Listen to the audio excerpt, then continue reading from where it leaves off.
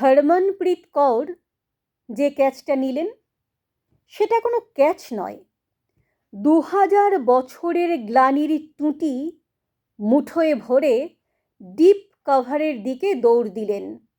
Deep cover থেকে ভারতবর্ষের সমস্ত মাকে বলছিলেন, মা দেখো মেয়েরা পারে। মা, তোমাকে একদিন ক্রিকেট মাঠ থেকে তাড়িয়ে দিয়েছিল পাড়ার ছেলেরা, বলেছিল যা উঠোনে বসে পুতুল খেল। মা, আমি সেই উঠোন থেকে উঠে এসেছি আর একটা উঠোনে। মধ্যরাতে ঘরে ঘরে 60 কোটি চোখ তাকিয়ে আছে যে উঠোনের দিকে। সেই নবী মুম্বাইয়ের ভরা স্টেডিয়াম থেকে বলছি, মেয়েরা পারে। 3 স্পিনার, রাধা যাদব, দীপ্তি শর্মা, শ্রীচরণী, কই তাদের কানের দুল? কোথায় গেল লিপস্টিক? যে কানের দুল দেখে রবি শাস্ত্রীরা কমেন্ট্রি বক্স থেকে মেয়েদের চিনে নিতেন, কে ভালো কে আরও ভালো। দরদর করে ঘামছে মেয়েগুলো, দৌড়চ্ছে বাউন্ডারির দিকে, ছুটন্ত বলের দিকে। বল নয়, নিজের দুরন্ত আত্মার দিকে।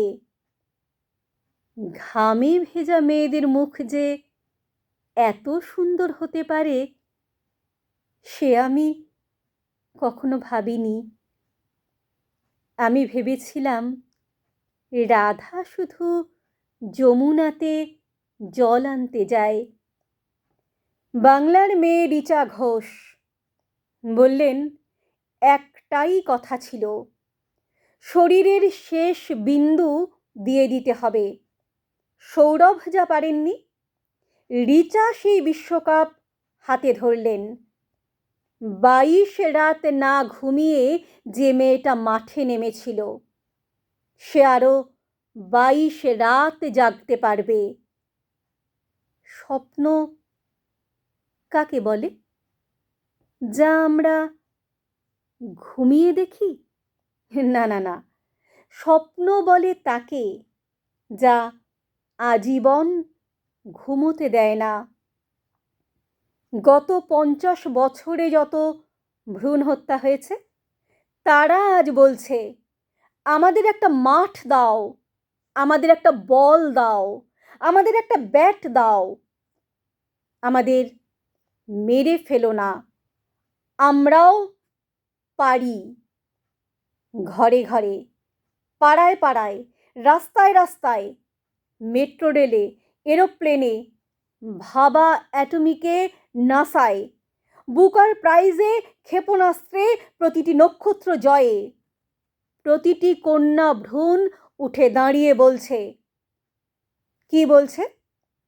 মেয়েরা কি বলছে?